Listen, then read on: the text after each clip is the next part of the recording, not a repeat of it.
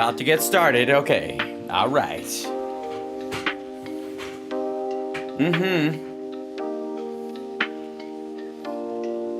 Instagram is still freaking out, but we're good on Substack.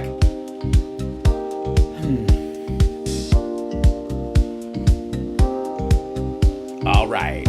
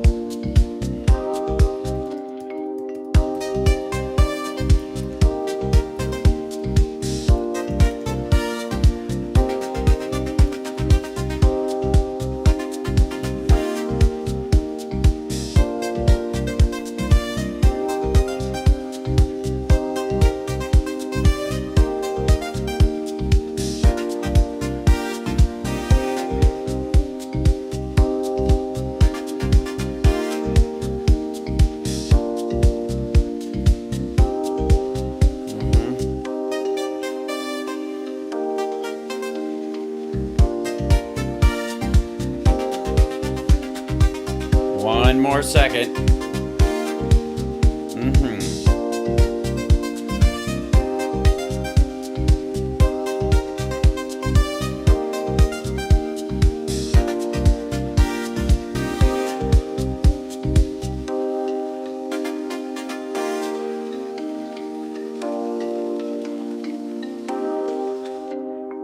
Let's see. Oh, that's the wrong one. Sorry, clicked on the wrong thing. Hold on.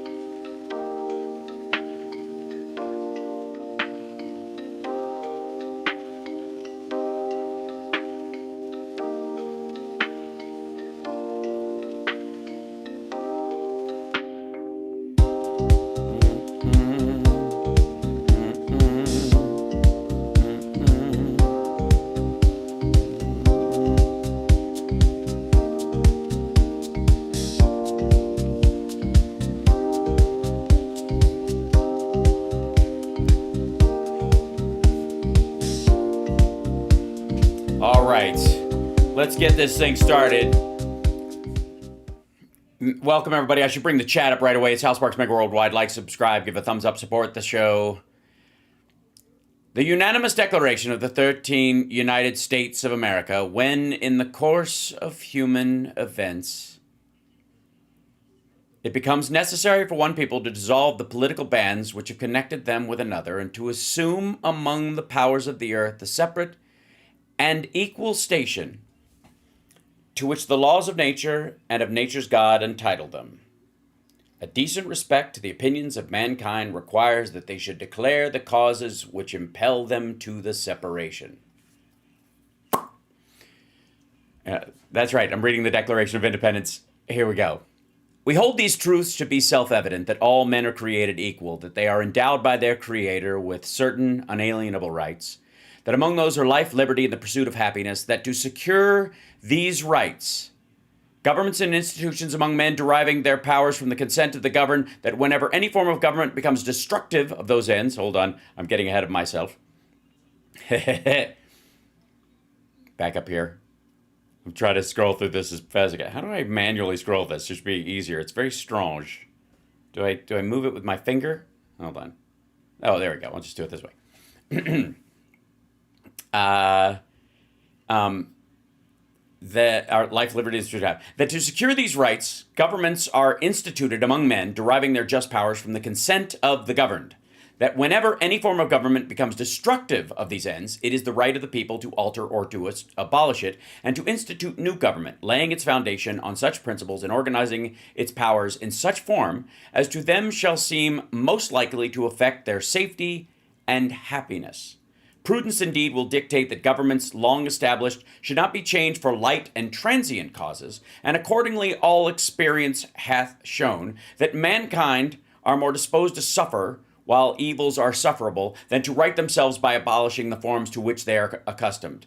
But when a long train of abuses and usurpations, pursuing invariably the same object evinces a design to reduce them under absolute despotism, it is their right, it is their duty to throw off such government and to provide new guards for their future security. Such has been the patient suffrage of these colonies, and such is now the necessity which constrains them to alter their former systems of government. The history of the present King of Great Britain is a history of repeated injuries and usurpations, all having in direct object the establishment of absolute tyranny over these states. To prove this, let facts be submitted to a candid world. He has refused to assent to laws the most wholesome and necessary for public good. He has forbidden his governors to pass laws of immediate and pressing importance unless suspended in their operation till his assent should be obtained, and when so suspended, he has utterly neglected to attend to them. He has refused to pass other laws for the accommodation of large districts of people unless those people would relinquish the right of representation in the legislature, a right inestimable to them and formidable to tyrants only. He has called together legislative bodies at places unusual, uncomfortable, and distant from the depository of their public records, for the sole purpose of fatiguing them into compliance with his measures. He has dissolved representative houses repeatedly for opposing with manly firmness his invasions on the rights of the people. He has refused for a long time, after such dissolutions, to cause others to be elected, whereby the legislative powers incapable of annihilation have returned to the people at large for their exercise, the state remaining in the meantime exposed to all the dangers of invasion from without and convulsions within. He has endeavored to prevent the population of these states, for that purpose obstructing the laws for naturalization of foreigners, refusing to pass others to encourage their migration hither, and raising the conditions of new appropriations of lands. He has obstructed the administration of justice by refusing his assent to laws for establishing judiciary powers. He has made judges dependent on his will alone for the tenure of their offices and the amount and payment of their salaries. He has erected a multitude of new offices and sent hither swarms of officers to harass our people and eat out their substance. He has kept among us, in times of peace, standing armies without the consent of our legislatures. He has affected to render the military independent of and superior to the civil power. He has combined with others to subject us to a jurisdiction foreign to our Constitution and unacknowledged by our laws, giving his assent to their acts of pretended legislation, for quartering large bodies of armed troops among us, for protecting them by a mock trial from punishment for any murders which they should commit on the inhabitants of these states, for cutting off our trade with all parts of the world, for imposing taxes on us without our consent, for depriving us in many cases of the benefits of trial by jury, for transporting us beyond seas to be tried for pretended offenses, for abolishing the free system of English laws in a neighboring province, establishing therein an arbitrary government, and enlarging its boundaries so as to render it at once an example and fit instrument for introducing the same absolute rule in these colonies, for taking away our charters, abolishing our most valuable laws, and altering fundamentally the forms of our governments, for suspending our own legislatures and declaring themselves invested with power to legislate for us in all cases whatsoever. He has abdicated government here by declaring us out of his protection and waging war against us. He has plundered our seas, ravaged our coasts, burnt our towns, and destroyed the lives of our people. He is at this time transporting large armies of foreign mercenaries to complete the works of death, desolation, and tyranny, already begun with the circumstances of cruelty and perfidy scarcely paralleled in the most barbarous ages, and totally unworthy the head of a civilized nation. He has constrained our fellow citizens taken captive on the high seas to bear arms against their country, to become the executioner of their friends and brethren, or to fall themselves by their hands. He has excited domestic insurrection among us, and has endeavored to bring on the inhabitants of our frontiers, the merciless Indian savages, whose known rule of warfare is an undistinguished destruction of all ages, sexes, and conditions. In every stage of these oppressions, we have petitioned for redress in the most humble terms, Our repeated petitions have been answered only by repeated injury. A prince whose character is thus marked by every act which may define a tyrant is unfit to be ruler of a free people. Nor have we been wanting in attention to our British brethren. We have warned them from time to time of attempts by their legislature to extend an unwarrantable jurisdiction over us. We have reminded them of the circumstances of our emigration and settlement here. We have appealed to their native justice and magnanimity, and we have conjured them by the ties of our common kindred to disavow these usurpations, which would inevitably interrupt our connections and correspondence. They too have been deaf to the voice of justice and consanguinity. We have therefore acquiesced to the necessity which denounces our separation and hold them, as we hold the rest of mankind, enemies in war, in peace, friends. We therefore, the representatives of the United States of America in General Congress, assembled, appealing to the Supreme Judge of the world for the rectitude of our intentions, do, in the name and by the authority of the good people of these colonies, solemnly publish and declare that these united colonies are, and of right ought to be, free and independent states, that they are absolved from all allegiance to the British Crown, and that all political connection between them and the state of Great Britain is and ought to be totally dissolved, and that as free and independent states, they have full power to levy war, conclude peace, contract alliances, establish commerce, and to do all other acts and things which independent states may of right do. And for the support of this declaration, with a firm reliance on the protection of divine providence, we mutually pledge to each other our lives, our fortunes, and our sacred honor. That's the Declaration of Independence, the unanimous Declaration of Independence. And a lot of it, I got to say, rings true with what Trump has been attempting, and those around him have been supporting. Especially when it comes to the charges against the king, namely seeing himself above the judiciary and forcing federal policy with troops quartered among the people, namely the Marines and the National Guard in this case, but the slippery slope is evident to everyone. And also eliminating the ability to do business with other countries by making it all have to filter through him. There's, and whether or not these countries will do business with him, because that's really what's happening here. And that's ultimately what he and his family will be tried for in a fairer time that is in our future. That's what I would say. So, chat room, you guys are wonderful. Hello and welcome. It's Hal Sparks, Mega Worldwide. Like, subscribe, give a thumbs up, support the show.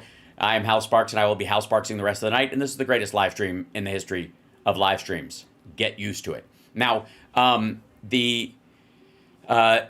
came out with Melania onto the stoop today to do one of his Evita gatherings. And it's very interesting to me that he does these kind of like kingly things, adorning the White House with gold, really like making sure that there's, everything is adorned in gold like it's a palace, turning the White House into a palace. Now, it should be a place of dignity and honor. It should be an elegant and dignified place. But the idea that it should be a palace is absurd and an affront to the American way of life. And that's why it's extra embarrassing when he does these little talks out on the balcony like he's Evita. It's particularly embarrassing because it looks like the man of the people wants to just wave them to them from on high. This is a guy who watched like the leaders of South African and South American and Eastern European countries stand on these balconies and like Mussolini and others yell at crowds who adore them. And he wants this really bad. And yet, no matter what he does, it turns into a half-assed Easter egg hunt. So this is him standing out there with Melania number 3, I think. President of the United States and First Lady Melania Trump.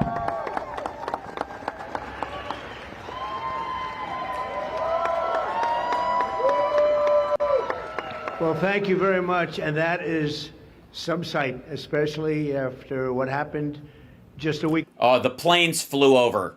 This was after the B-2s flew over. Could go when you look at that big, beautiful plane, and the other ones were something. It was.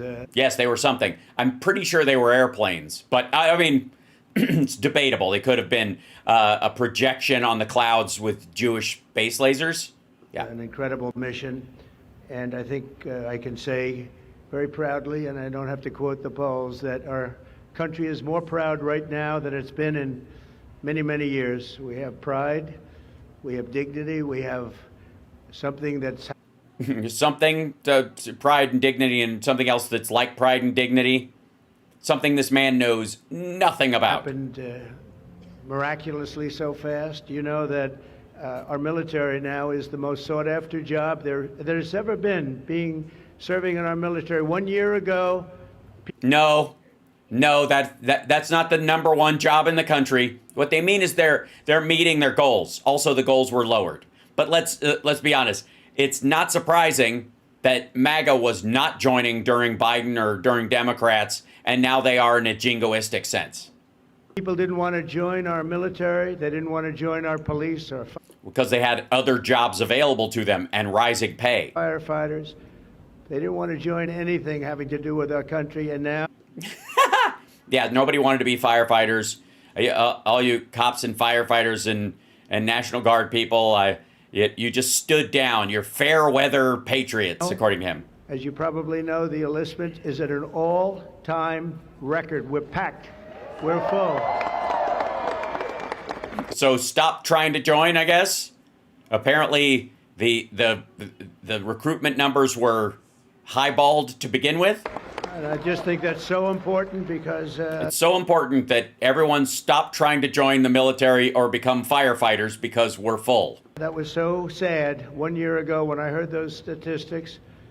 We had a different president, but nobody wanted to join, and now we're at a record. And we're like at 80 or 90% recruitment goals.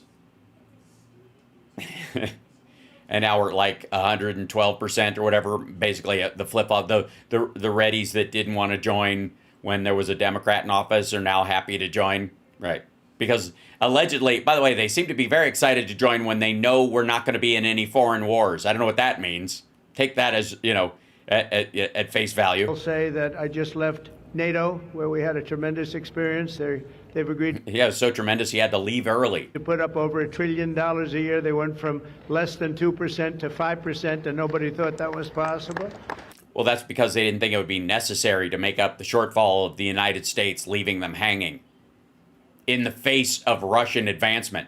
But then, of course, you got reelected, and everybody's like, "Oh, all right, well, yeah, okay, so we're fighting Putin on two fronts now." And they told me very strongly, the leaders of a big part of the world, very respected people all. Of a big part of the world, half the world, part of the world. They told me that, 1 year ago, your country was dead. Oh, this whole thing, like, apparently MBS and all the people at Live Golf said we were dead last year. And now you have the hottest country anywhere in the world. So that's the way it is, and that's the way we like it. And it's only going to get hotter. God damn, this is old man rambles at crowd. I promise you that after you can't. That spectacular display. Oh, somebody's asking for a nut warning. I thought we were far enough away. I beg your pardon. Yeah, my bad. It's a part of it. It's normally it's a wider shot. So, and there's a microphone there. So, hopefully, and he's wearing his Easter tie because he thinks she's wearing white. It must still be Easter. Of American power. Let me just say that God bless the United States military, and God bless the USA. God bless the USA. God, it says right here, God bless. God is spelled, it's like a goblet, but the lady version. God bless. There's goblets and God blesses. It's like actor, actress, goblet, God bless. Says right here, I'm looking at it right here. They applaud that, you suckers. And to all Americans, I promise that I will never set foot in a church ever again. I don't have to promise that, and I don't keep my promises anyways. I want to wish you a very happy Independence Day, happy 4th of July, This is going to be something special. There's spirit in this country. We haven't seen anything like it in many, many years and decades. Let me also express our gratitude to our magnificent First Lady. She worked very hard to make this all work. She doesn't have a staff to help her. She didn't, it was difficult, was it? I mean, she has access to the grounds. I don't think that, did she have to wait in line long at the permit office? She worked really hard, did she? Yeah, she looks sweaty and exhausted. Would she take time off of polishing the gold toilet? We have a fireworks display about 9 o'clock tonight. I hope you're all The likes of which no one's ever seen before. going to be around and watch it.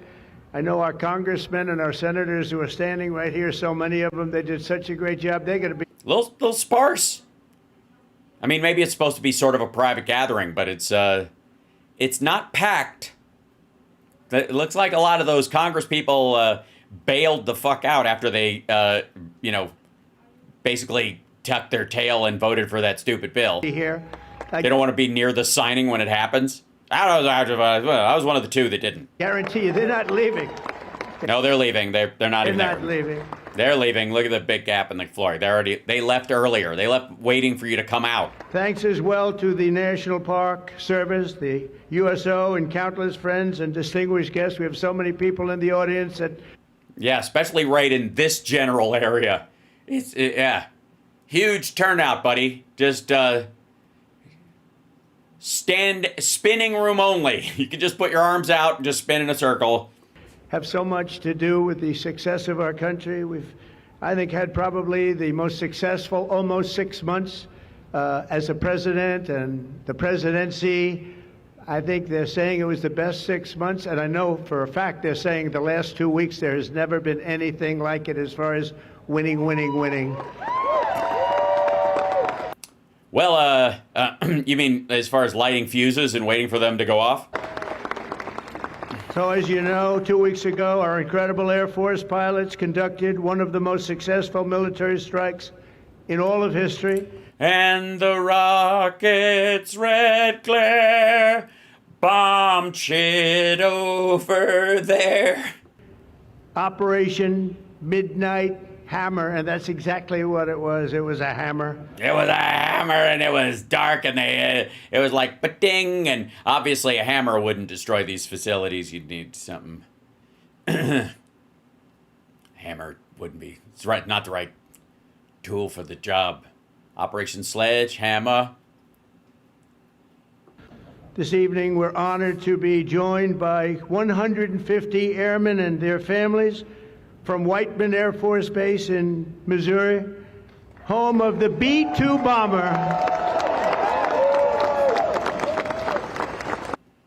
Yeah, it doesn't look like they all made it. I gotta say, I think a bunch of them flew over, and they're gonna miss this part of it. That's probably best. They should also eat before they show up. Otherwise, it's just gonna be junk food. And we've kept them Thank you, CSL. You almost caught me, like, starting it. a little bit on guard. We kept them a little bit, let's be a little bit quiet about it.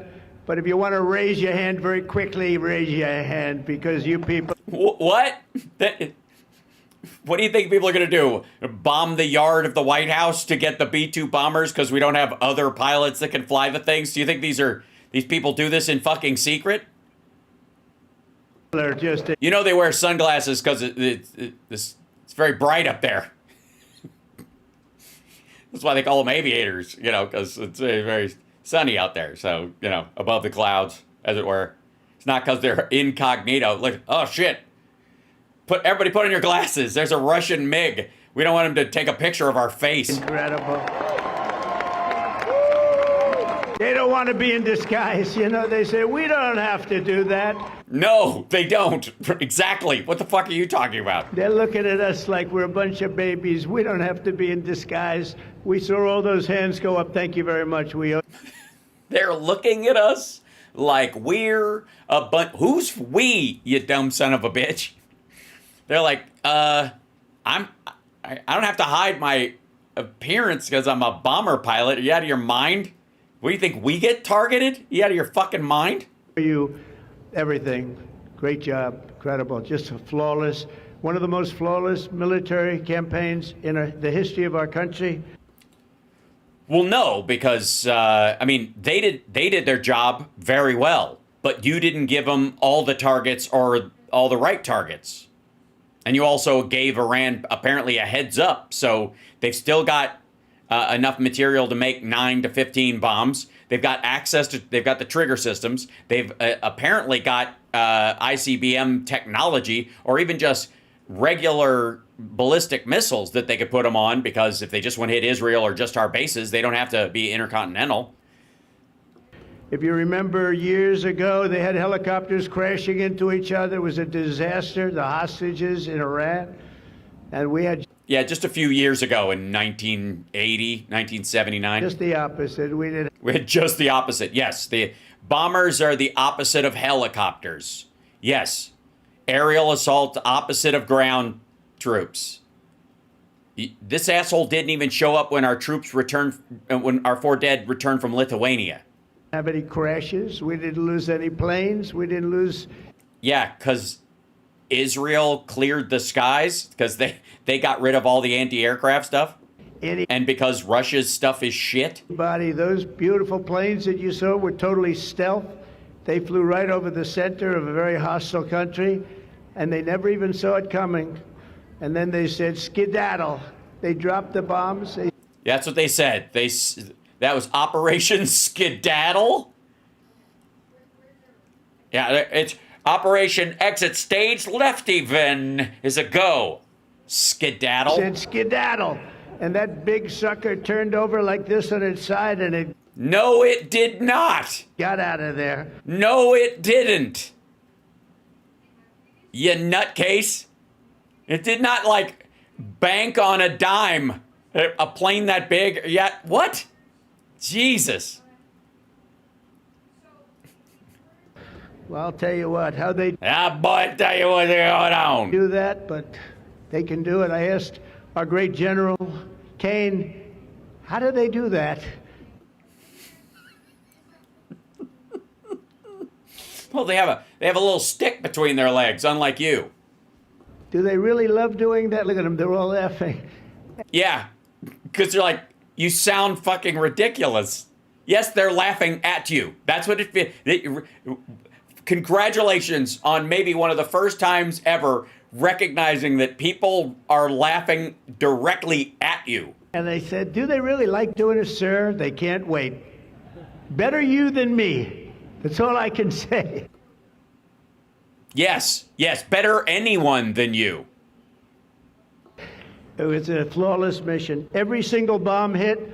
Like, Jesus Christ. This is a guy who can't, like, who panics during turbulence, was worried that he was going to die in Epstein's plane during the campaign, and rightly so. That's definitely going to end up on your tombstone. And it was total obliteration. Total obliteration. No, it wasn't. Now, even the fake news is admitting that. They hated No, they're not. to admit it, but they had no choice.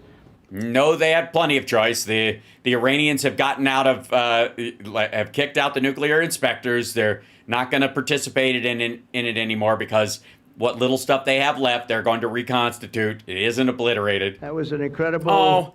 Last thing I needed to watch. Thanks, Hal, for making me laugh. Absolutely, poo picker upper. It's what I'm here for. People seem to be under the impression that his bill is going to kind of work, and it ain't, and that maggots are somehow not going to feel it, and they are, and that he somehow, because these assholes fell in line and squeaked this bill through, that he has some sort of mandate that's real, and he does not. This is, I got to tell you, Trump University, Trump Steaks, Trump Airlines, Trump Casinos, it's all going to come crashing down. The only question, honestly, is will he be alive when it happens? Because it's not going to be far out in the future. And these heroic pilots showed our enemies what it means to fly, fight, and win. To every service member who supported that mission, and we have many of them here, we've made we've made you proud by supporting, but you've made us. We've made you proud of us for being proud of you. Yeah, that's not what it says on the paper, dipshit. Let me, ladies and gentlemen, this is what happens when you have a terminal case of self-congratulation. We've made you proud by supporting, but you've made us even prouder by having the courage to get in those gorgeous machines and fly through the roughest airspace anywhere in the world.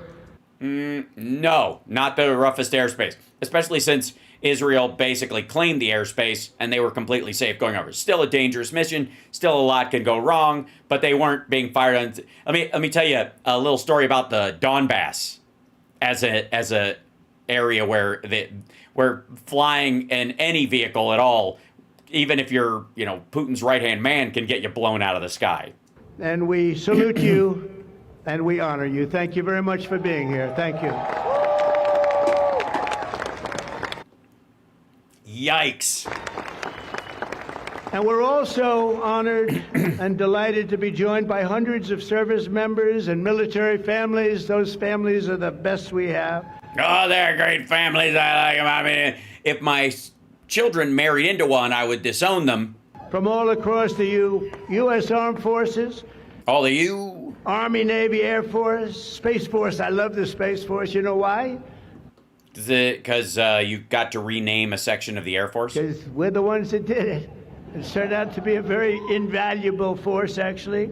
The Coast Guard and the Marines are incredible people. On behalf of our entire nation, this 4th of July, we thank you for keeping America safe, strong, sovereign, and free. Thank you very much for being here. Great honor. And stick around for the fireworks. Yeah, it's you think this is exciting? And our country's had so much to celebrate this Independence Day. As we enter our 249th year, America is winning, winning, winning like never before. We're not. Mm-hmm. Oh, yes.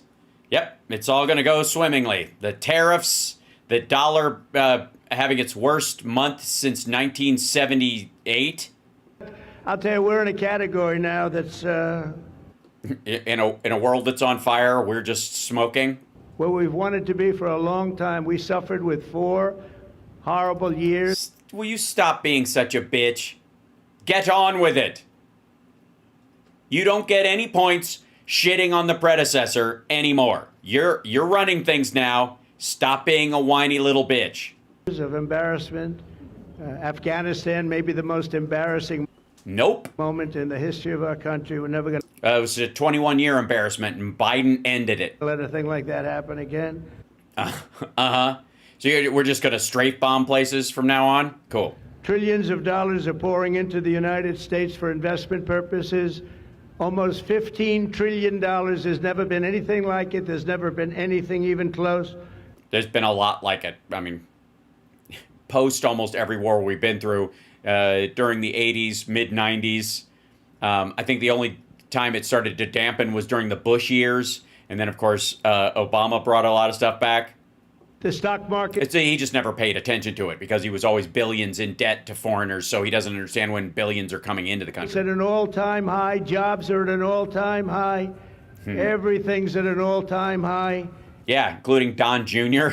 And we're going to keep it that way. We have the greatest country in the world, and we're back. We're back like nobody thought possible this quickly. I thought it would take maybe a year, maybe 2 years, maybe even 3. And we did it in less than 6 months. We are back and strong. Yeah, I mean, obviously, unless you talk about women's rights or, the freedom to move around and associate with whoever you want, if you look even remotely Hispanic. We've restored American strength and deterrence. And we set up a tent in the Everglades to keep reporters from pointing out that we're not actually catching anywhere near the number of immigrants we said were here. On the world stage, we're respected again. The because people have to kiss your ass, you think that's respect. World is respecting us again. When we did NATO. Yes, nothing says respect like, no, go home, we got this. Like NATO, the G7, everybody's like, look, you've been here. You made your visit. Yeah, no. Don't worry yourself. We'll handle all the tough stuff. You've gone through it. Thank you. No, just showing up is enough. And leaving is even better. So there's a French word for this. It's choux. Those leaders came up to me and they said, you know what, we're going to go to a new level of spending because you're requesting it, sir. They didn't talk to you last president like that, I can tell you.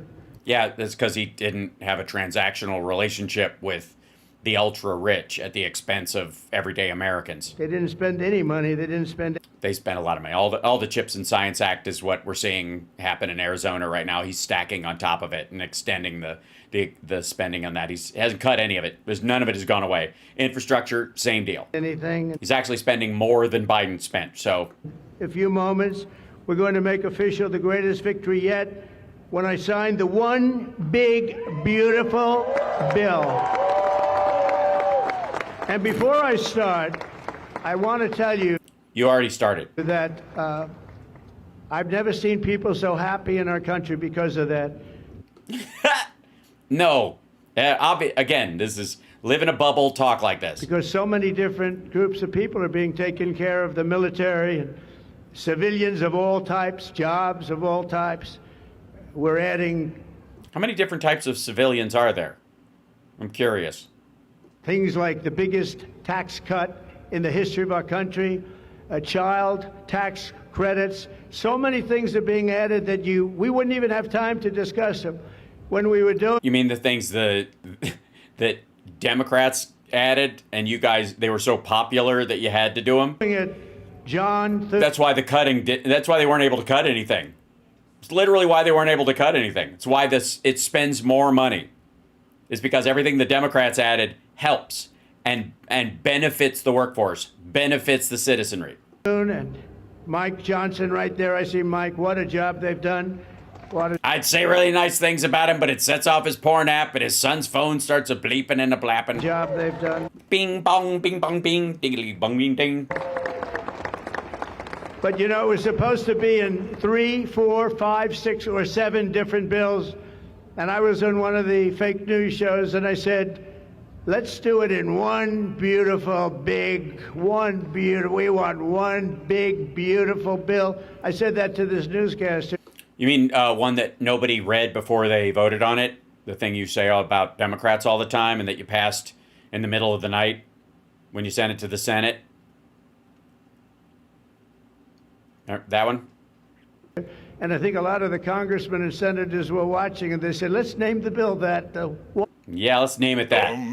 Dum, dum, dum, dum. Dum, dum, stupid. Dumb, silly, stupid, dum, dum.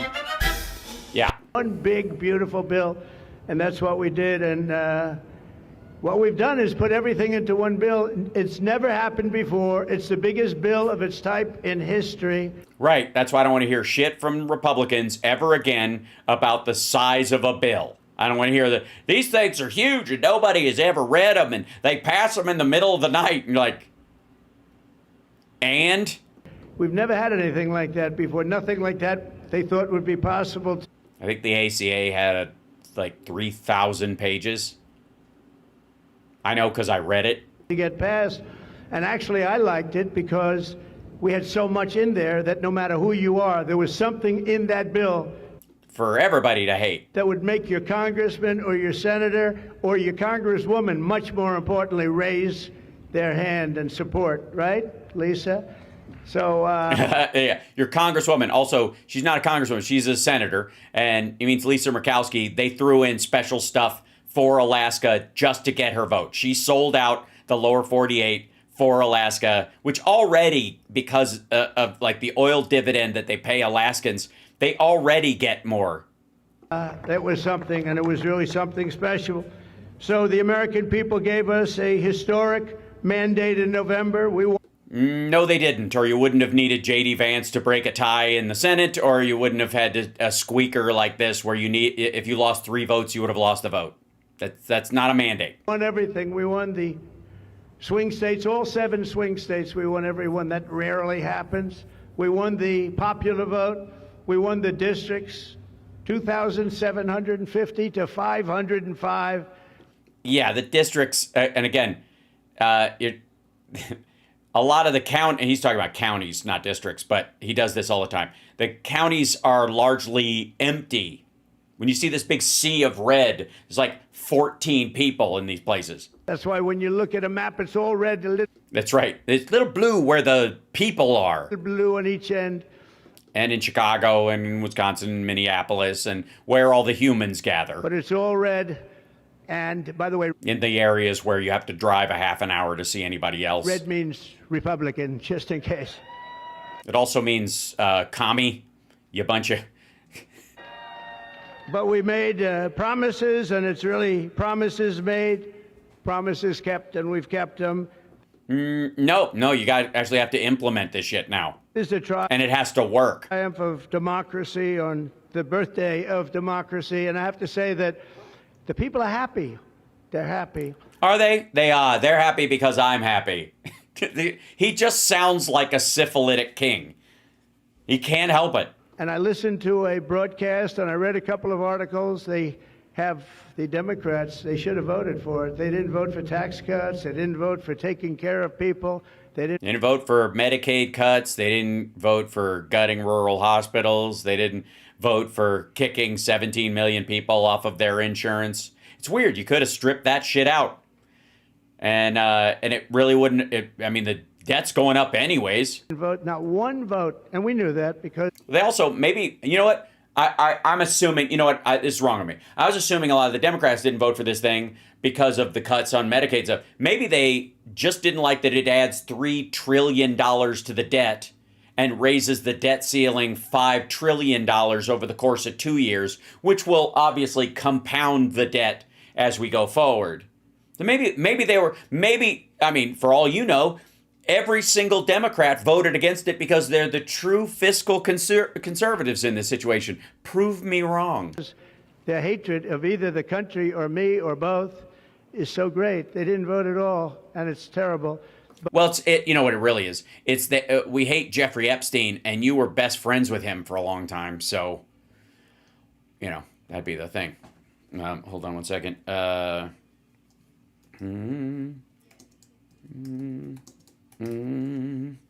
Let's go to this.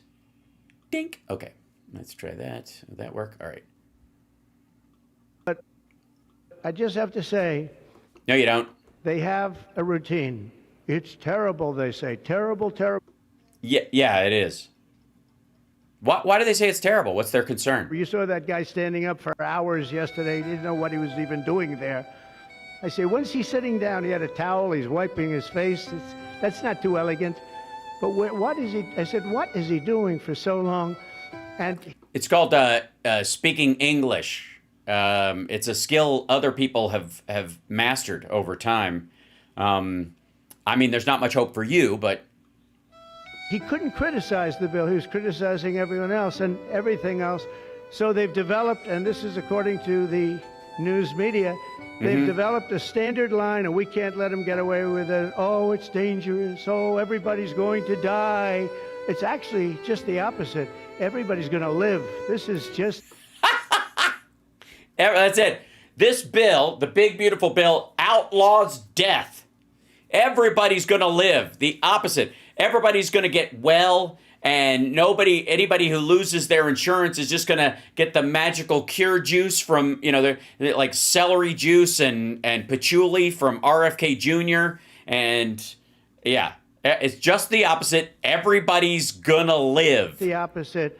And I just want you to know... How do people who get kicked off of Medicaid, who see their Medicare benefits go down, how do people on the edge of just staying above water with their Social Security and their fixed income that require Medicare, how does this guarantee they're going to live? If you see anything negative put out by Democrats, it's all a con job. And they said, and they compared it... Well, I guess time will tell, won't it? To just like the con job of Russia, and all of the other things they did. The 51 intelligence agents said... You're not going to bring up the Epstein files? You should bring them up. Because there's a lot of... What did you say on Fox? There's a lot of phony stuff in there. There's a lot of phony stuff. And the laptop from hell. What laptop? It came from Russia, they said. No, it didn't come. A lot of things come from Russia. That didn't come from Russia. You really want to say that with your third wife standing that close to you, of Eastern European descent, that you had sex with her allegedly for the very first time on Epstein's plane? And it was all proven out to be a fake job, and that's what they're doing with this. So we just have to look forward, fellas, look forward and just say what it is, because it's the most popular bill ever signed in the... No, it's not. This is, honest to God, this is just lying for lying's sake. History of our country, whether you're military or anybody else. The military people are in front of him, so he's trying to drag them into it. This is the most popular bill. Nope. Ever. If it was the single most popular bill ever, A, it would be bipartisan, you nitwit. Secondly, you wouldn't lose any of your own senators or House members. What the shit? Signed. Go check the voter rolls on the Infrastructure Act, you dumbass. And it includes the largest tax cut in American history. Right, for corporations, because they get a huge tax cut, while the burden on the poor goes up. Largest spending cut, 1 point. Yes, big tax cut for rich people, but a lot of support and benefits for poor people go away. $7 trillion. Where do they come from? Where $7 trillion? Where do those cuts come from? And yet you won't even notice it. Just waste, fraud, and abuse. Huh? You get $7 trillion cut from this. You're going to save $7 trillion. Were you just pulling that out of your ass? Okay. In American history, so you have the biggest tax cut, the biggest spending cut, the largest border security investment in American history. We want to have strong borders, and the only thing is we want to have great elections too. You need strong borders and elections, and my people have promised me that we're going to go into elections, and we're going to make sure they're not rigged, that they're not sullied. So you want to lose fair and square again. Cool. To make sure that the elections are going to be fair, you need two things. You need strong borders and you need fair elections. Mm-hmm. And we're going to make sure on the elections also. And our armed forces are one of the most vital military modernizations of all time. It will take place. So we rebuilt our military in our first term, and now we're going to modernize and remodernize our military. Both? It's going to be futuristic. Including building a great golden dome all over our land so that if they get nasty with us, it's going to be knocked down. It's going to make any of the golden domes, they call them the iron domes, we're calling ours the golden dome, because we did the iron domes, and we do sort of everything, if you want to know the truth. But Jesus Christ. This blows it away. It does. It'll blow away. Well, I mean, it won't actually. I mean, it's just a standard missile defense, I think, at this point. It's nothing. I mean, all it is a giant expenditure with very little chance of being used. We're going to keep you safe. I want to thank you. Great. Okay, cool. Again, I don't want to hear anything about debt ever again from Republicans. Every member of the House and Senate who worked to get this bill on my desk, and many of them are here, and I'm not going to mention all their names because we'll be standing here, but I have to mention a few. And especially I want... But only the really white-sounding ones, because their names are easy to say. To thank Vice President J.D. Vance, who's been fantastic. Yes, he had to cast the tie-breaking vote on the big mandate, the most popular bill in the world. When they have control of the Senate, they needed him to cast a tie-breaking vote. Mm-hmm. Secretary of State Marco Rubio, who's been incredible. We have somebody that it was a passion. I think he actually loved it. It wasn't easy, but he loved it. Speaker of the House, Mike Johnson, who's right here. Speaker, thank you very much. Yeah, he's very popular amongst the Ron Paul libertarian, maggot-adjacent crowd right now. What a job, and he worked. He forced all the Freedom Caucasians to vote for the Senate bill, which still had a bunch of green new scam legislation in it. So closely with the Senate Majority Leader John Thune, who's a fantastic guy. Yeah, that won't win him any friends either. And those two are a team that is not going to be beat. When you look at them and you look at their counterparts on the other side. It's not even close. I want to thank both of you people for doing an incredible job. Thank you very much, John and Mike. House Majority Leader Steve Scalise, a brave man. Steve, you know, he suffered a tragedy. Right. So Steve Scalise, they use him as a human shield all the time because he was shot by, I think, a Bernie Sanders supporter who opened fire on the congressional softball or baseball game, and he was wounded very badly in that. And he gained position. Like again, this has nothing. This is no slight on his capability as a legislator. I have no idea where he charts compared to other people, and neither do they, because what they did was put him out front because he's always a reminder that some leftist shot at Republicans, and they can always use that as as sort of a referential shield against any criticism. So, for all you, political violence is the way to go, folks. Congratulations. You give them yet another win. A number of years ago, I was at his hospital bedside that night with Melania, with our First Lady, and he had no chance. The doctor said he has very little chance, and you look better today than you did then. You didn't. Yeah, most people look better if they're alive, currently, whatever situation they're in, than they did in their hospital bed when they did not believe they were going to survive. Particularly good that night, I will say. Jesus Christ. But I learned one thing. His beautiful wife loved him. She was a disaster, right? I told him, I said, Steve, I can only tell you one thing. I was with your family and I was with your wife, and your wife was devastated. She loves you. I've seen a lot of wives that, they don't seem to be so concerned in those situations. Right. Well, that's what he thinks every time he looks at Melania. That's the kind of wife you don't want. But you have a great, beautiful wife who was really there, and you really have done. You're a very brave guy. It's such a weird thing to bring up. Jesus. And Mike and John and everybody that's standing with you knows it. Thank you very much. I really appreciate it. House Majority Whip, this is a guy who is great. When I have a problem, I call him up, and he gets it done. He's a tough cookie. I don't know why he's not the governor of Minnesota. He comes from Minnesota. He's like, oh, look, he goes, no, I don't want to run for governor. Come to think of it, I think that's a good idea. You would win so easily. The guy is terrible. You would win. You just have to take a look at that handsome face of yours, and you'd win. Tom Emmer, everybody. He did a great job. Yeah, capability has nothing to do with it. It's all central casting with Trump. I think you should consider that, although we don't want to lose him, do we? We don't want to. Let's say we. Yeah, that was the other thing too. Is like he started fucking up their count in the House and the Senate by bringing people into his cabinet. Now he's suggesting they run for governor, and everybody's like, "Shut the fuck up." I think so we are. What a job you did, and Senate Majority Whip John Barrasso, who's incredible. Senate Finance Chairman Mike Crapo. Thank you, Mike. What a job. What a job. He knows that tax stuff. Him and Jason, they really know their stuff. Senate Budget Committee Chairman Lindsey Graham. What a good man he is. I see a poll. He's running, and I see a poll. He's 24 points up. That's not bad, Lindsey. That's not bad. 24 points up in the great state of South Carolina. House Ways and Means Chairman Jason Smith. What a job. Thank you, Jason. Thank you. These people are great. These are great patriots. I have to call them out. You have to. Budget Committee Chairman. Because you have nothing else to say? Jody Arrington. Jody, thank you very much.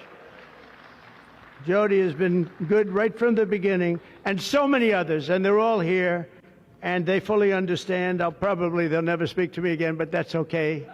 It is what it is, but I just want to thank everybody. A lot of senators here, a lot of Crystal, thank you. Congressmen and women here. Lisa, thank you very much, by the way. I have to thank you. Thank you very much. You've been fantastic. So this bill will fuel massive economic growth and lift up the hardworking citizens who make this country run. The factory workers, he means rich people like his friends. Farmers, mechanics, waiters, waitresses, police officers, firefighters, coal miners. Coal is back. Beautiful. I said you can't use the word coal unless you precede it by saying clean, beautiful coal. China's right now building 68 coal generating plants, and we're putting up. Sorry, they now have plants that make coal? Coal generating plants. That's amazing. What do? Pour diamonds in them and cool them and ease the pressure on them so they turn back into coal? Wind. It doesn't work, I will tell you. Aside from ruining our fields and our valleys and killing all the birds and having... Jesus, get over yourself. Being very weak and very expensive, all made in China. You know, I noticed something that with all of oh, God. the windmills that China sends us, where we waste our money because it's the most expensive energy, I see that, you know, they make about 95% of them, the wind turbines. I have never seen a wind farm in China.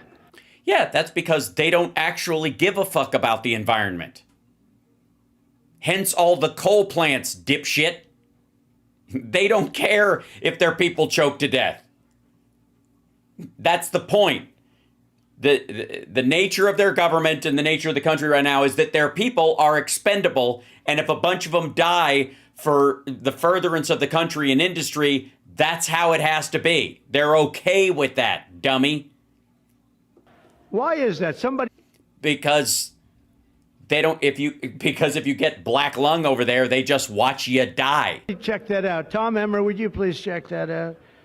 But all the coal miners we love and the truck drivers in this act, we have officially made the Trump tax cuts permanent. That's the largest tax cut in the history of our country, added to substantial other cuts, which is you're going to see like a rocket ship. You know, we're setting all sorts of economic records right now, and that's before this kicks in. After this yeah, like the one about the dollar having its worst month since 1976. kicks in, our country is going to be a rocket ship economically. Yeah, one of Elon's. And we've delivered no tax on tips, no tax on overtime, and no tax on Social Security for... No tax on tips up to $25,000, and then after that, regular taxing. And if you split those tips, there's, you know, I don't know how they list it on your taxes, but it's very possible that you could only take home a quarter of those tips and still have it counted against your $25K. Great seniors. And that's why when you hear things like that, this is the most it's the biggest bill of its kind ever. You said that part already, and it's still not true. Done by far.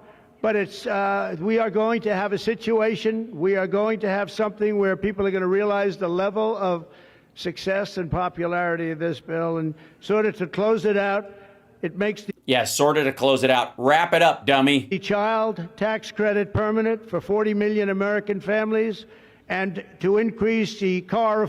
Yes, you had to come around to the Democratic way of thinking. You're welcome. Affordability, it makes interest on a new car payment. So this had never happened before. You buy a car, you borrow money. You're allowed to deduct for income tax purposes your payment of interest. You're allowed to deduct it. It's never happened before. So run out and buy a car. But I have to tell you, it's only good, Mike, if it's made in America. If it's made in another country, you don't get it. There's literally no way to enforce that. And to protect 2 million... Because there's literally no standard on how much of the car has to be built here, or whether it's assembled here, or whether it's a model that's made here. Because let's say they make F-150s, you know, or they make like a Toyota Highlander or something in a Tennessee plant or in an Indiana plant, but the one you're buying wasn't made here because, I don't know, that one was shipped in versus the ones that were made.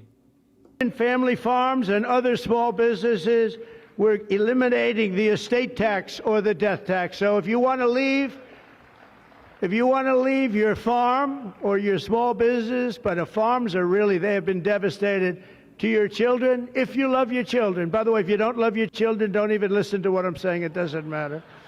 But if you love, would you live? Yes, I think you love your child. This one loves Barron. So this one does. This one. I don't know if we're a small business. I think we're not. I'm not sure that we qualify. I'm sorry, darling. But, you know, it was... By the time you're done, you will. Devastating farmers. They had to go out and borrow money. And, by the way, is that Pam Bondi? Pam Bondi, raise your hand. Thank you, Pam, for being here. Yeah, instead of being in your office, apparently sifting through the Epstein files. Attorney General. She's done an incredible job. Hiding the Epstein files. So there won't be any... Think of this. I'm thinking of it. All right, there won't be any... There won't be any death tax. You're not going to have... No death tax. Thank you. Well, it won't even matter because everybody's going to live. So That we'll never even be able to know because nobody's going to die. You go borrow money, your parents pass away, and the farm goes into the bank's hands and gets foreclosed. That's not going to happen. And with 100% expensing for new investments, we're cutting taxes. 100% expensing for new investments. 100%. Yeah. Taxes for every manufacturer. Yeah. No corporation in this country is going to pay a lick of taxes. Because if you, again, all you've got to do, whatever your tax rate is, 25%, what's your manageable tax rate, whatever that is, do 25%, of R&D, check that off as your capital investment, and then you don't pay taxes. You just put it back into your company instead. Manufacturer who builds expands, and we have expansion at the highest level that we've ever had it. We have hundreds of factories, including car plants and AI. It's coming in. Yes, nothing. Yeah, it's all those individuals, those blue collar workers that are going to be working in AI plants. To our country at levels that we've never seen. And yes, apparently there was nowhere near this kind of business of AI, generation in the 90s or the 50s. To conclude, not only will we have the strongest economy on earth, we're also going to have the strongest borders on earth. And last month, did you see the number? 0 people crossed our border. Yeah, that's impossible. So you're just blowing off whatever number it is. You're just going to assume 0 and that'll be that. There's just no way that not a single person crossed. You just didn't catch them. That's just absurd. And again, maybe the number is really small, but we're not going to trust the number. Get the fuck out of here. Also, you stopped everybody. Let's say it's true. No people cross the southern border. Fentanyl is still the same price and still the same availability. What does that tell you? 0 illegal people. And that's after Joe Biden let 21 million people, many of them people. Murderers and drug dealers and people from insane asylums and stuff. Where are they? From gangs and prisons and drug lords and people that. Is everybody a drug lord? A drug lord? Like how many? What's the upper hierarchical business management structure of a cartel these days? Is everybody a drug lord? Jesus Christ. Is this like porn star now? We're just being in porn. You can call yourself a porn star. I mean, it cheapens the whole thing. Everybody's a drug lord. And you get to be a drug lord, and you're a drug lord, and you're a drug lord. We're mentally unbalanced. Now, I'll walk a flight of stairs. They let them into our country. We're getting them out at record numbers. And no, you're not. You're actually getting them. People are being deported at a lower number than Biden did. We have an obligation to. Well, sure. If there's 21 million of them, where the fuck are they? When we're doing it, so you're not. I don't know why you're not. I mean, it should be easy that many of them. Holy shit! As we approach, it's not like they're evenly dispersed, like one per block across the entire country. I mean, they obviously are gathered in the high population areas, and when they're not, they should be easy to spot. It's the 250th anniversary of America's founding. Exactly 1 year from now, we are creating an economy that delivers wealth for the middle class, a border that is sovereign and secure, and a military that is unmatched, unequaled anywhere in the world. Yeah, it has been for like forever. Like believe me, we didn't lose Vietnam because we couldn't win Vietnam. It was just the choice between like killing everybody to win wasn't worth it. It wasn't that we lacked the bombs to do it. We've always been big enough to do this shit, but we've also balanced that against what the public thinks is necessary in terms of death. You saw that, and what a beautiful sight that was, especially after watching what they did just a short while ago. The golden age of America is... I think he means the bombers. ...upon us. We are in the golden age. It's going to be a period of time... Shouldn't this be the platinum age? Didn't we already have a golden age? ...likes of which I don't think this country has ever experienced before. We're going to make America great again, and it's happening very fast. We love you. We thank you for being here. Enjoy the fireworks tonight. And First Lady, I want to thank you. You have been unbelievable. You think it's easy being First Lady? It's not. No, we all know whatever she does. I mean, she's not a nice person. She's a birther, so we don't give a shit or whatever. But believe me, it's hell. We know. And it isn't the part where she's First Lady of the nation that's hard. It's the married to him part. Thank you all very much. Happy 4th of July. God bless you all. Thank you very much, everybody.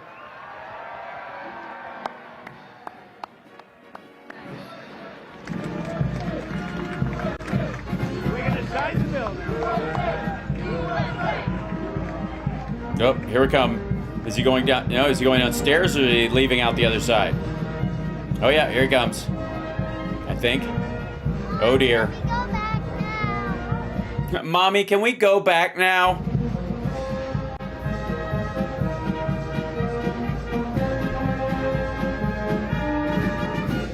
Oh, she's helping. She's not looking at the steps. She's not worried about it at all. She's looking at his steps.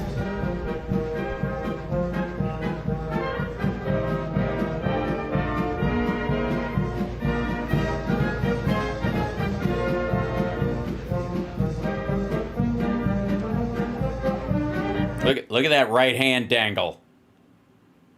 The brighter than the that part of the hand brighter than the rest. I think they're covering the bruise again.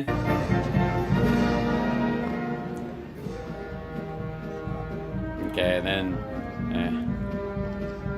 hold on. It's the business, and they sit down.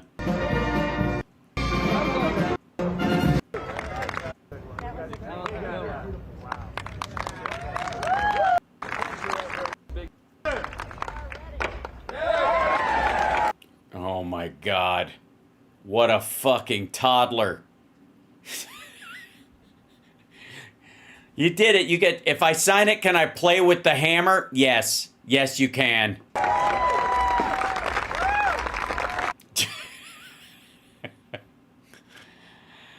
Pathetic. Womp womp. And hand out pens. You get a pen, hang out a pen to everybody. Keep that. It's the ink is fresh.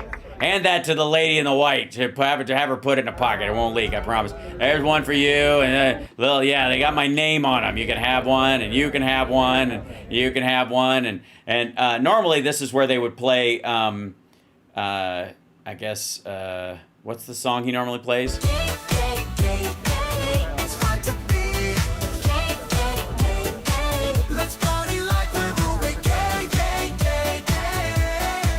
There you go. Whoa, I love that feeling. Zipper hoods have got the goods. Owie, owie, oh. Kennedy's shaking hands with Lindsey Graham. Whoa, I love that feeling.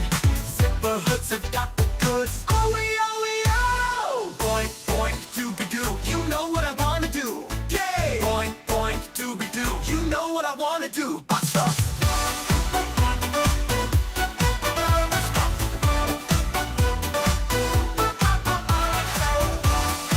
Guess who got to DJ this?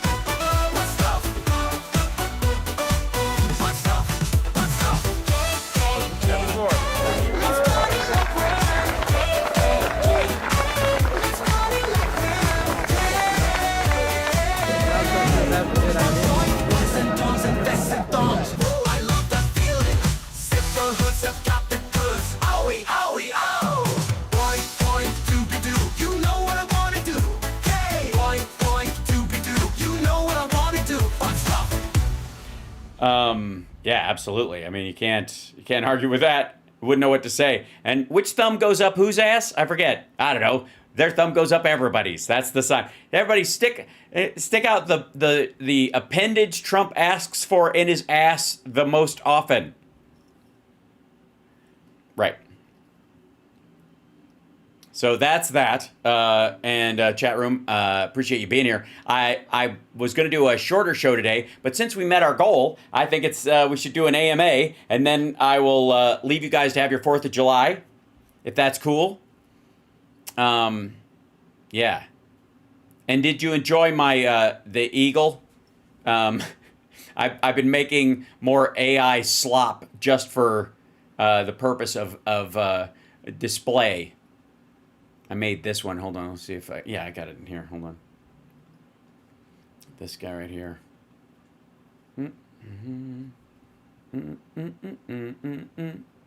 Just be this right here.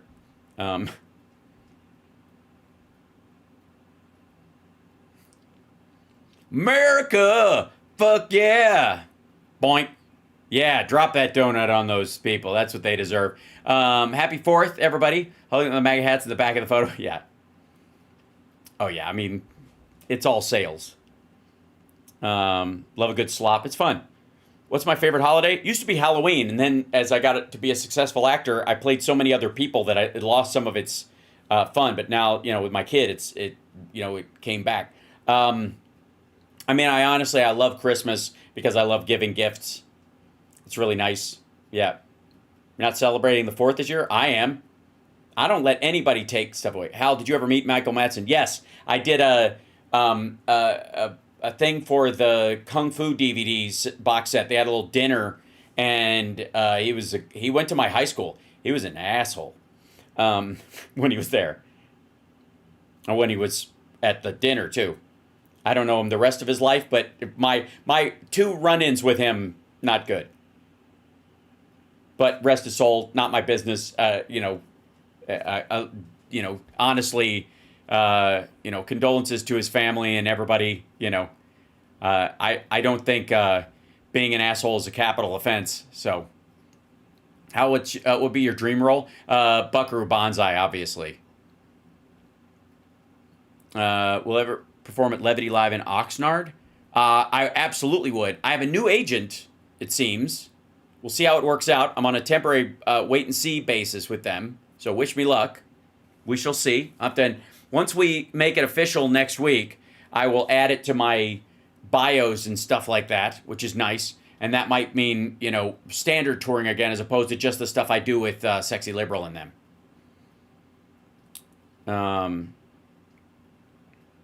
He was arrested for domestic assault. Do you know Greg Proops? Oh, yeah. Love Greg Proops. He calls himself Proopsy. So that's what he is in my phone. And he occasionally sends me a little message around the holidays. He wished me a happy Father's Day. He's a good man. I like Greg Proops a lot. Favorite cover song? Ooh. It's got to be Little Susie by Tesla, because the original is fucking horrifying. And the idea that they would even cover it is bizarre, but it's such a good song when they do it. No people filling the whole car up. Yeah, well, it's his thing. Yes, I'm answering questions. That's true. Trust no one, and that would be including anybody who says that. So, Proops would be a great guest. I agree. I'll have him on anytime. Do you know John Leguizamo? No, I met him at a couple of events, like charity events, but no. You like John Carpenter's The Thing? Yes, it's a great movie. I almost wish it had, in some ways it's got kitschy special effects. I almost wish there was a way to update them without ruining it. I think Straight Edge might cover Fireworks as well, yeah. Yes, Tesla is a great band, agreed. Hope it works out with the new agent. So do I. Yeah, this would be great. All right, we'll see. Will you ever be on after midnight? The show or time-wise? The kitten is definitely growing. Tesla's a great car, not band. No, it's a great band, not car. Manifesto until the midterms. Democrats have one job. Turn red districts purple, purple districts blue. I don't give a fuck if you're able to primary somebody blue and replace them with blue. You're wasting everybody's fucking time. It's a waste of money. It's a waste of attention. It's a waste of stress. It's a waste of fight. Why fucking bother? If you have a Dem in the seat, move the fuck on. Phil is okay. He'll be on with us tomorrow. Do I miss Lab Rats? I miss everybody I worked with. Yes, absolutely. I love doing the show, too. Yeah. When do you leave for Kentucky? I think we're going Monday. How can they fuck with the midterms? No. Will you ever star in a Star Trek? Yeah. I'd love to be in a Star Trek movie. Yeah. Why do I have my hair that long? Because it keeps growing and I cut my hair myself. And because in the world of acting, the way I've always looked at it is that if they give me something and I need to cut it for it, I can. But you can't grow it out if need be. So anytime you're in between roles, it is better to keep your hair long. So you can do Shakespeare and all kinds of other stuff easily. What are you doing tonight with family? We're going to drive out and see some of the fireworks, and then we're going to stay home and be annoyed at the neighbors that set off fireworks in the street. North Carolina could be a Democratic pickup state. I agree, and that should be the only. That should be the like all the DNC cares about. Do I miss Kentucky? No. I mean, my family is there, so I love them, and there are places there that I like a lot. Thulsa Doom. Yeah, it's very Thulsa Doom today. I agree. Yeah. I made you, boy. That is power. Let's see. Have Tony Michaels on. You should be afraid of some controversy. I'm not afraid. I've had Tony on before. Will I ever come to Australia? Absolutely. I can't wait. I've been trying to work it out so that I can play the Perth Comedy Festival and then bring Nerd Island down there because I feel like we could really play we could fuck the place up. Oh, Jetta for Congress? Absolutely. Tesla's a great band out of Sacramento. The Oasis Ballroom, they used to play there. They're so good. They're so good. I love your hair now, but I loved your short hair back in the day. Well, that's a nice thing that I'm versatile, you know.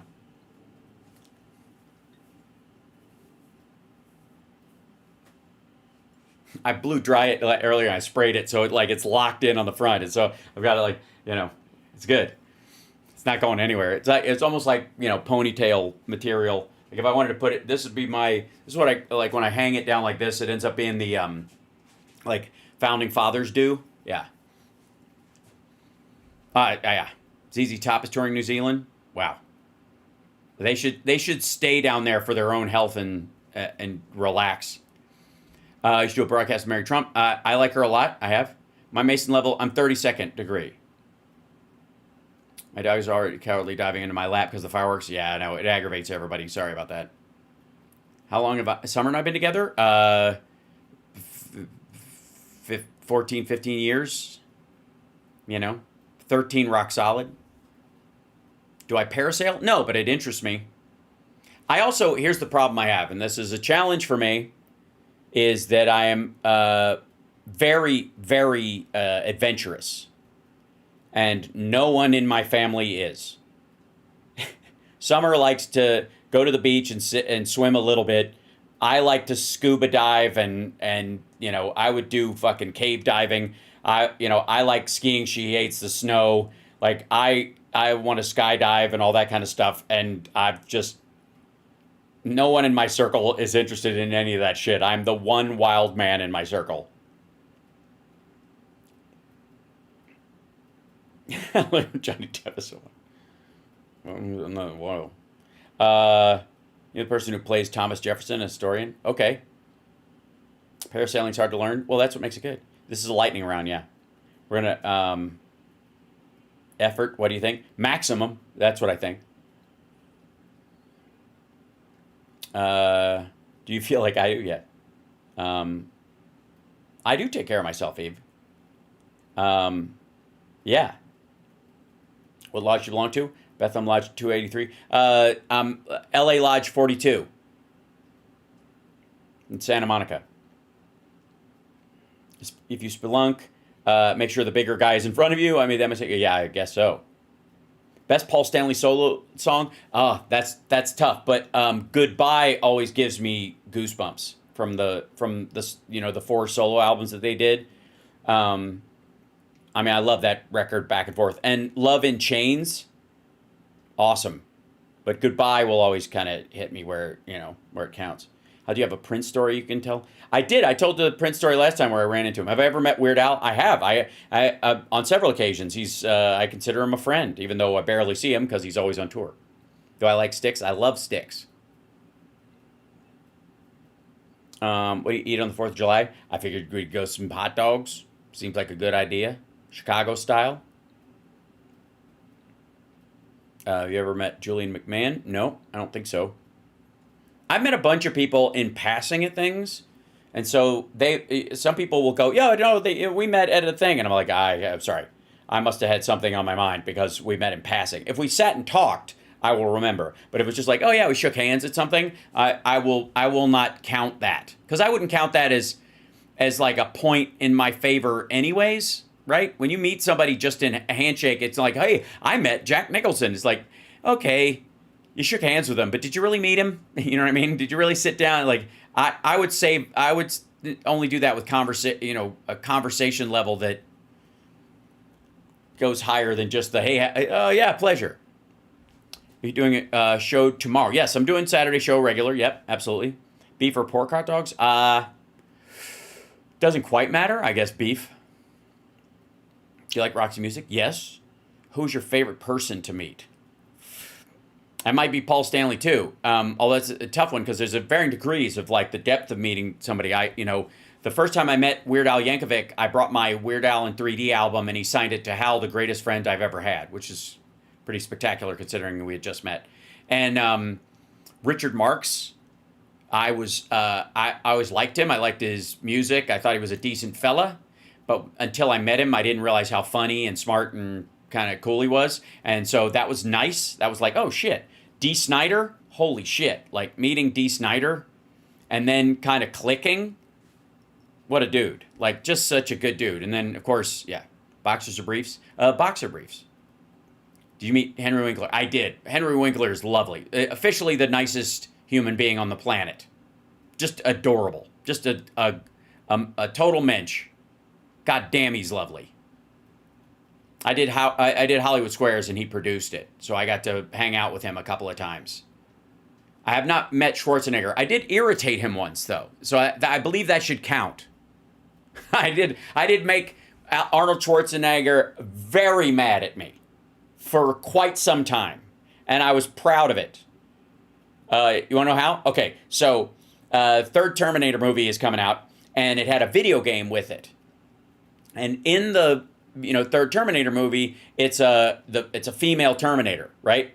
And so I'm at the premiere for the video game, and I was going down. I was doing press, and I was like 5 people in front of Schwarzenegger. So I was doing press, and then he was doing press, and so I would do let's say ABC's right here, and he was doing Fox, and he would get to ABC, and I would be down here doing fucking CW, or I don't know, whatever it was. Anyways, but I'm ahead of him. And in all this, because I'm me, they were like, what do you think of the video game or the movie? And I was like, I'm all for it. Anytime I could see Arnold Schwarzenegger beating up a woman, and while I'm eating popcorn is great as a joke. Like it's a bit odd, I'm just saying as villains go, that, I guess he's taking it easy on his back or something, chucking a relatively lightweight young lady around, and just being an asshole, really. And but I think it did apply. It was a worthwhile criticism of the movie overall. Yeah. So so by the time he got to everybody, that was what was on their mind. So they were all going, isn't it a bit strange that you're fighting a woman and you're throwing up a woman, you're beating up a woman in this? And he realized, somebody told him that Hal Sparks is like 2 people ahead of you, and he keeps bringing this up. And they have to, like, then they're all, like, primed to bring it up. Okay, so already he's pissed off. Then inside, they had the game set up, like Xboxes around, but it wasn't done yet, as a lot of times these games aren't. So they had little display things, and you can do these, there's like one level. And in the game, it was the scene in the dog kennel where he fights her and whatever. So, you play as him, and then she's the big boss on that level in the dog kennel scene. And so I was like, they were walking around showing people how to play the game. Obviously, I can play it, I can fuck up a good Xbox game. That's not the problem. But when the guys were there, the programmers, I was like, hey, what's the special move? How do I do it? And they were like, oh, it's just grab hold them with this and then do up, down, and then trigger. And he'll turn her around and he'll like body slam her and then throw her on the ground, like, and then whip her back and forth and, throw her into a wall or whatever. It was just like this big violent move. And so they're walking around with this camera, like the local news is filming, and they come over to me, and right as they're walking up, I walk over and I go trigger up, down, and it grabs her and throws her around like a rag doll and smashes her into a wall. And I go, consider that a divorce, like that, which is a line from Total Recall, I know. But it was particularly appropriate in another situation where he also kills a woman. And so, anyways, they put together this package that played on, I don't want to say it was extra that night, which showed everybody there at this event, and then, you know, and then the little bit of the controversy about, you know, he's beating up a woman, and then they ended the segment with me going, flap, flap, flap, consider that a divorce, like that. And he was livid. There were like, I was not invited to anything even remotely associated with him or any of his projects from that point on. So yeah, that's a true story. He was not happy about it. Yeah. Top gaming years ago, as soon as the controllers started getting too many buttons on them. Yeah, I agree. It was a nice movie, yeah. Watching Running Man's fun. I know. Consider the divorce. Like, oh man. I gotta say, it still makes me wince a little that I got into deep shit. How do you protect your home computer connected to the interweb? Oh, by the way, 660 is www. With a VPN. How if I can interview? Oh, if I could interview anybody, who would it be? I don't know that I do interviews. I would love. There are a lot of people I'd love to have conversations with. I'd love to have a conversation with Joe Biden. I really would. I think that would be great. Obviously. God, there's so many people. Yeah. They're remaking Running Man. Yeah, I saw that. I don't know how excited I'll be about that, because they try to, like they did with Total Recall, they make it actually serious, and it's part of its enjoyment was its kitsch. It's in your nature to destroy yourselves. I know. Thoughts on Philip K. Dick, favorite book or movie? Obviously, Blade Runner is my favorite movie. The original theatrical release version without all the, extras added or the fucking, removing the voiceover, any of that stuff. The original one. Yeah, and I mean, that's such a pivotal movie for me, philosophically, that it kind of eats everything else. Wouldn't watch remakes of. Here's the thing. I don't mind, if they remake something that is just materially different.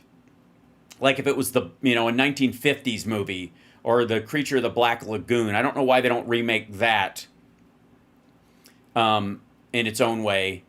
You know what I mean? Because like watching the old one, it just wouldn't affect you the same way.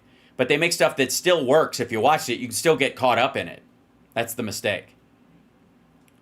I really like the movie Rockstar. Does that make me weird? Sort of. I mean, here's the problem with Rockstar. Rockstar didn't know what kind of movie it wanted to be. And the people involved in it didn't know if they were making fun of the genre or celebrating it. So they were it kind of eats itself. And the fact that at the end of it, he ends up in a coffee house singing his true songs is such a Reese Witherspoon, I was a country girl, but I got my law degree, went to the big city. But what I realized was I don't need a career. I need a redneck who will tell me where to sit. It reeked of that shit. Will AI figure out time travel? No. Quantum computing might. Favorite hobby? Oh, well, I think 3D printing stuff, because that's still a hobby. I don't necessarily think there's a way I could turn that into a business or a job or anything. So, yeah, the stuff I 3D print, I showed this morning when Rob was on, but I 3D printed this little, case. It's carbon fiber and then PLA drawers in it. I made this for storing, jacks and stuff that I need for audio stuff, and I needed it to be a certain size, so I made this. And it takes work and can be annoying and fun and takes practice, and that's good. Do I play golf? No, but I do take my son to Top Golf every so often, so you can watch this drive. Hallmark movie sounds good. Yes, that's exactly it.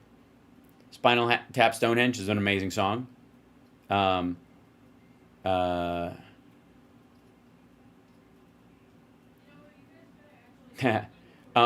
Thanks, Group Dragon. I have different VPNs for different setups. So I have Bitdefender on this one, and it comes with a VPN. I have a proprietary one that you can build yourself. Don't get me started on my travel laptop. And the one that I have on my laptop, I got from like using a Tor browser, an Onion browser. You can download one and then use it from there, and it just bounces stuff through there. Yeah. The lure you were talking about was a jitterbug. Yes. Yeah. Good point. I don't know the poodle poodle. Yeah, we called it the poodle poodle.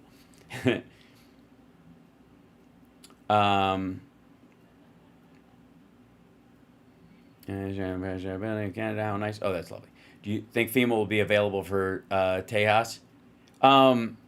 Yeah, all the talk about cutting FEMA and eliminating it as soon as there's a problem. Look at how Republicans are every time there's an emergency. Like when there's not an emergency, they're like, we need to cut all this funding. We got to stop the country can't just pick up for the states whenever they need it. And then as soon as they're hit, they cry uncle. So of course, Crete will help Marshall. Does your son watch and love Lab Rats? Not quite. Because he came to the set a lot. He actually called action when I was directing a few times because I would have it. The cats are all around the house. Hal, are you seriously in running for public office? Your hopes up? Want to know if you follow through? Yes, I am serious. I'm running for president next time. Have I ever met Dave Matthews? Nope. What celebrity needs a biopic besides me? What would be really fun? Gary Busey, obviously. I'd like to star in the Gary Busey story. The hard part is playing him before he went weird. They aren't going to send funding for anyone for him. Yes, they will. They'll just do it as emergency supplementals. You need some cats? Well, okay. We'll keep that in mind next time. When are we coming back to the glass cactus? I don't know. I think probably around New Year's again. Would I ever consider doing the masked what? Sorry? I missed that one. Hold on. I was too small. Worst celebrity you've ever met? I mean, maybe Madsen would be in the running.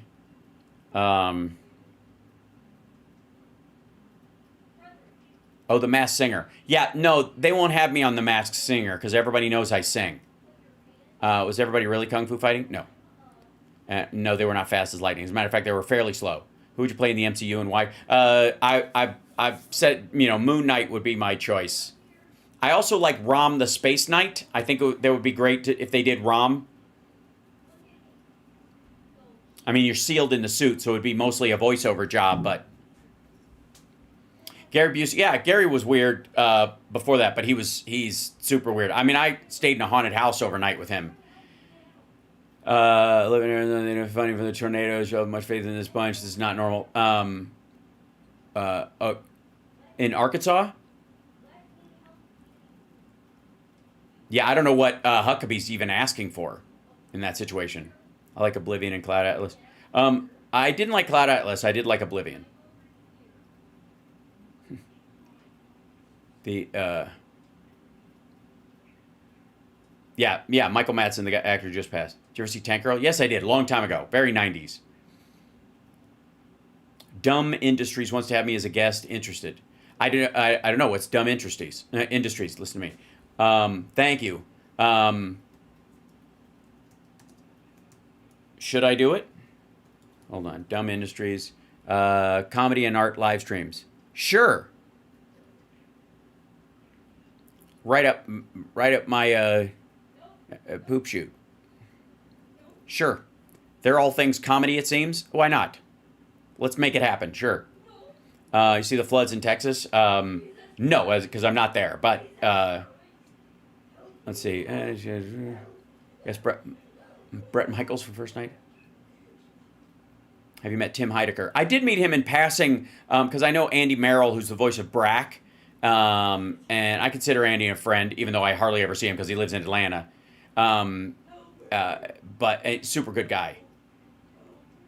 And so I met Tim in passing there. My kid, and it was nice because my kid went through a phase where he liked Tim and Eric's awesome show. Good job. The videos, just kind of the obtuse. Ethan liked it as well. The really peculiar aspects of their humor. Have I met Peter Weller? No, I haven't. But there was a great story. We had an assistant working on Queer as Folk, and she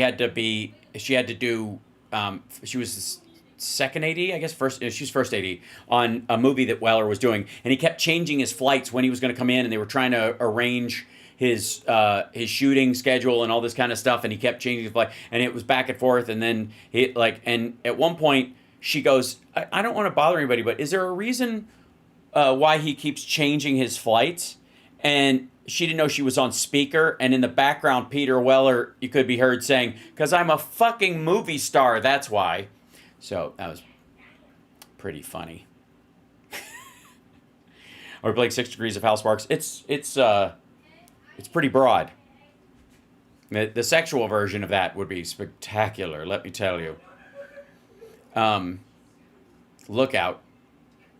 I want to see on Shane Dawson because he continues to play how it will be hilarious at. All right. More cowbell. I like Henry Rollins' outlook on many things. He's a little, dark and nihilistic for me, but he seems to be a good guy. He has one of the funniest things I've ever heard said about Marilyn Manson. Holy shit. When he was he opened for Manson at one of these things, and they had to play during the day because Marilyn Manson was relatively new, so they didn't have a night slot. He's like, Marilyn Manson's a night kind of a band. They reek nighttime, right? But they had this daylight spot, and he goes, it didn't look like a goth band that came from darkness. It looked like 5 dead guys having a cookout, which I just love that analogy. How any chance you'd host SNL? I would absolutely do it. It'll take a while. I've got to get another series. I have to get a network series, preferably on NBC. That would do it. When's Nerd Halen at the Whiskey next? I'm not sure. But on the 15th of July, I will be at the Whiskey. Are you a fan of Buckaroo Banzai? Yes. If you didn't hear earlier, that's my dream role. I want to make it. I think it should be, as a TV show, it could be America's Doctor Who. I even wrote a script years ago called Buckaroo Banzai versus the Time Bandits. And it was the creature, the Lectroids from the 8th dimension were trying to make a time machine so they could go back and change, the history and make themselves win. But it didn't work. So instead of turning it into a time machine, they just made it into a time bomb. And so they could blow a hole in the time-space continuum, and through it, things from different time, eras would slip through. So you'd have a dinosaur in the middle of downtown and all this kind of stuff. Yeah. And that's, yeah. Would you play Gene Simmons in the Kiss biopic? I think I could play all of them.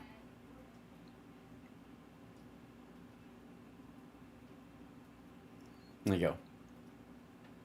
Do I like Harry Nilsson? Sure. I don't not like him. See Marilyn Manson in all settings, and I think Daytime Outside was the most surreal. I think it was Ozfest 2001. Yeah, I'm fairly certain that's the show he's talking about. Hal Sparks' write-in campaign. What network? CBS, NBC? It'd be NBC, yeah. Because SNL's on NBC, so your chances of doing that. Oh, Hal is Dr. Johnny Favor. Booger! Yeah.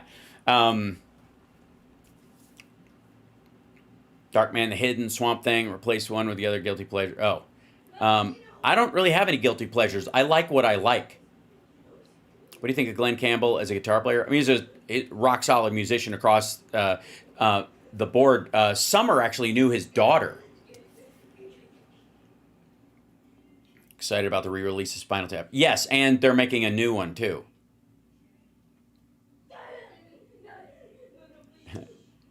Hal, if you're going to play Gene Simmons, you'll need a prosthetic tongue. No, I will not.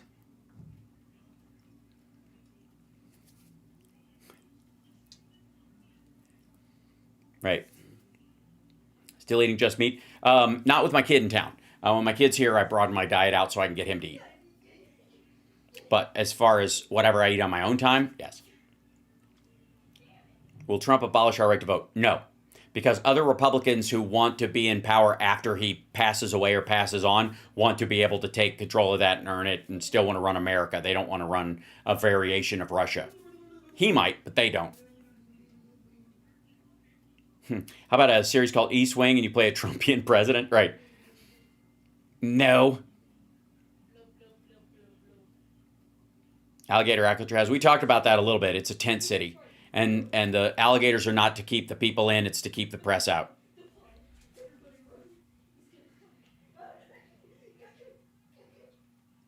I love that idea, Robert. Two-paragraph thing at the same time. Every time I passed on the sidewalk was Johnny. Glenn Campbell was your first crush? That's adorable. Mine was Linda Carter. And almost in parallel with Aaron Gray, because of the zipper suit, which I still, if I don't necessarily have a fetish, but if I had one, that would be it. How many extremity body parts have you measured? Besides my height, my cranium, my shoulders, my chest, waist, inseam. Does that count?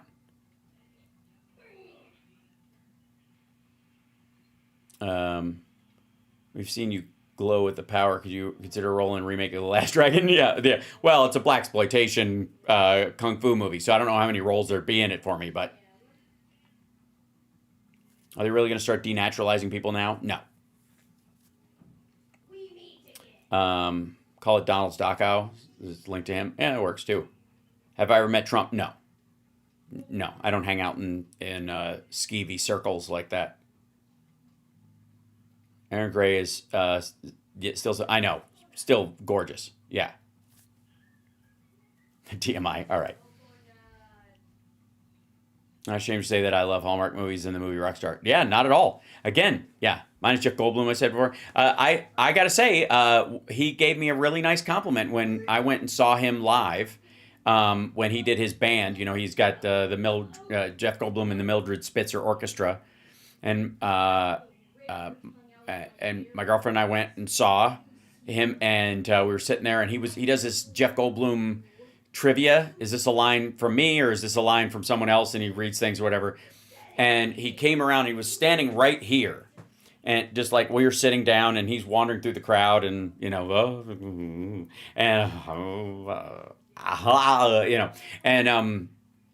looks over at me, and then he looks back up, and then he goes,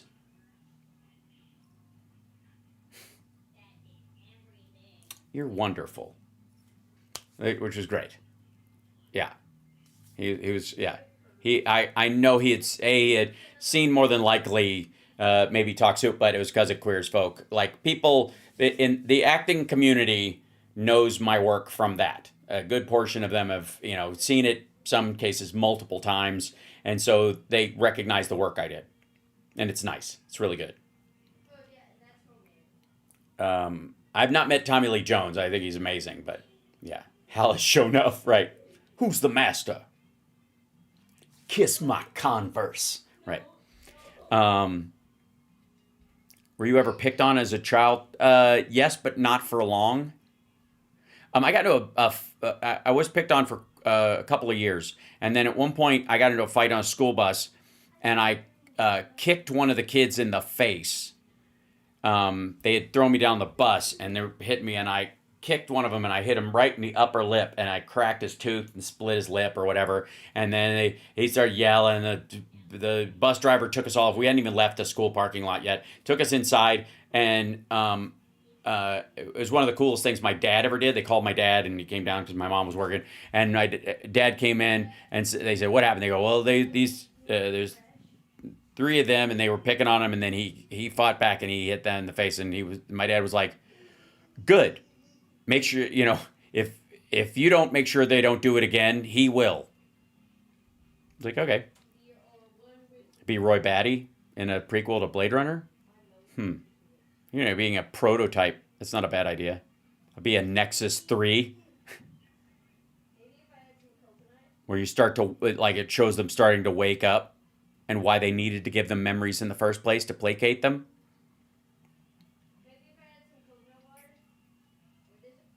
Oh, but you would.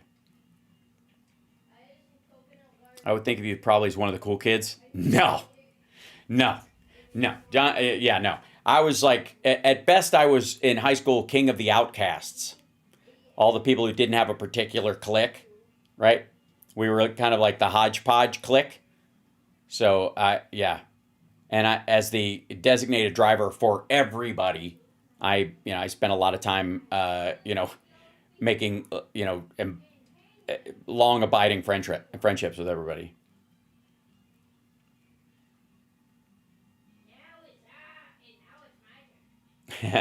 Well, that's how third grade fights go, Plainsman. Hey, Heidi, that's what I'm here for. Again, I'm not going to, I will not comply in advance, and I will not let them grab hold of my emotions. I will deal with emergencies when they are right in front of me and feel capable of doing that at all times. And I do not let anyone exhaust me with their actions. Doesn't work. Not going to happen.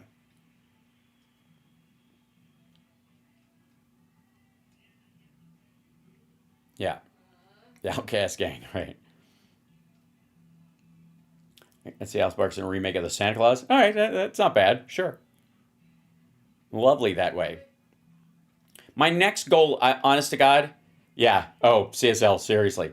The Vorvon episode, get out of here on Buck Rogers.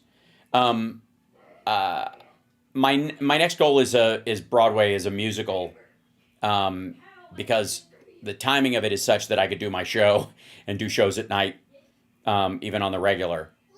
Just means protecting my singing voice, obviously, but I keep looking at jobs and like things I could do while I'm still doing my live stream, and that would be one of them. Being able to do a nightly show on a Broadway musical would be pretty great. So that's what I'm going to be poking the new agents towards.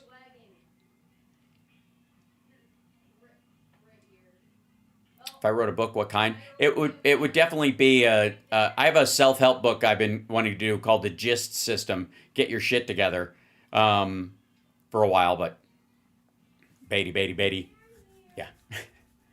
I can't wait for my next role either. It'll be fun. But I also think that, I'm of particular good use here doing this as well. The game is pretty tough. It does. What do I hate?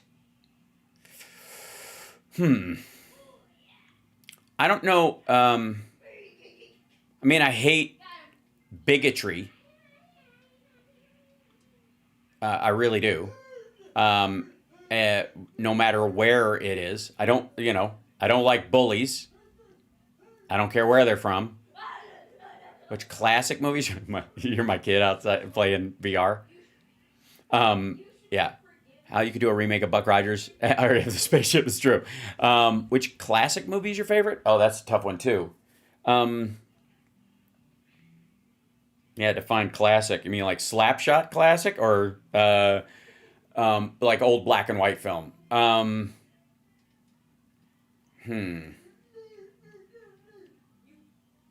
Yeah, what is that would be tough to.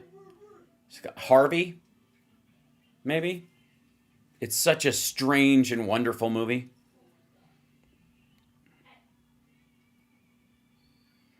Do we hear someone in the background? Yes, you hear my kid playing VR. Yeah, he's playing with other kids virtually. I love Stripes, but that my parents were divorced when Stripes went into production, and my dad played music at bluegrass at the rap party at Fort Knox where they were filming. When they were done filming, they had a rap party, and my dad went and he was there, and then they had other music play so people could dance and all this other stuff. And he went and he saw a woman he really liked, this woman Emily, who he dated for a while after this. They dated for quite a while, like a few years. And he went out and he cut in on this guy who was dancing with her, and it was Bill Murray. Maybe that's why Bill Murray became like sort of crotchety and mad, because he missed Emily Perkins because my dad stole her away. Hal, run for Congress. We need you to debate any of those maggots. I haven't ruled that out either. Yeah. I'm very passionate. My favorite curse word? Fucko. Also, fuck stick. There's a lot of variations of that I like. Yeah.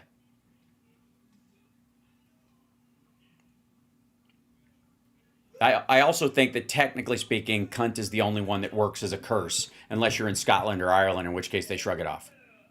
Yeah, they don't care. But it's the only one that if you say it, it still gets a wince. It still works as a curse word. The rest of them, they're so overused, right? I should interview the dude. Do I like bluegrass? Yes. I grew up with it. Yeah. Man on the Moon, Marigolds. Okay, sure. Crap is good. My mom says that all the time. No, this is not like... Shit stain's good. Shit stick also works. Wanker. Brits are always funny. That sounds adorable. Like, it doesn't work. It doesn't sound like a swear word. That's like, the Chinese calling somebody bentan. Rotten egg. Favorite Python cast member? Palin. Michael Palin. See you next Tuesday. Right. How do be using fucking many variances? It's true. I can conjugate fucking in many, many ways. All right, I'm going to let you guys go. I did that. Thank you guys for hanging around, and thank you for the super chats and all that kind of stuff. And I will see you tomorrow for the radio show, for Hal Sparks' radio program, Megaworldwide. Much love. I want you guys to breathe deep. And if you are watching this show, or you're even watching shows like it, you do have a strength that will carry you through these things.